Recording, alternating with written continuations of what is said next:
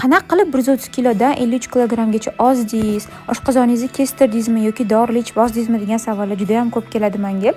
Hayotim davomida 7 yil ichida 3 marta semirib ketib ozdim.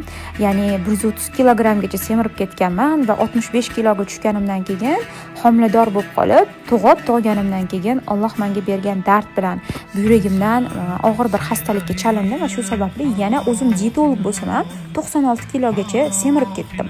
1 yil oldin 96 kilo edim. Instagram, Telegram hammasidan chiqib ketgan paytim edi. Va yotgan holatda hech qanaqa fitness mashg'ulotlarsiz o'zim uchun maxsus menyu tuzdim va shu menyu bilan 1 yil ichida 96 kilodan 53 kilogrammga ozib oldim. Hozir vaznim 53 kilogrammda. 3 ta farzandim bor.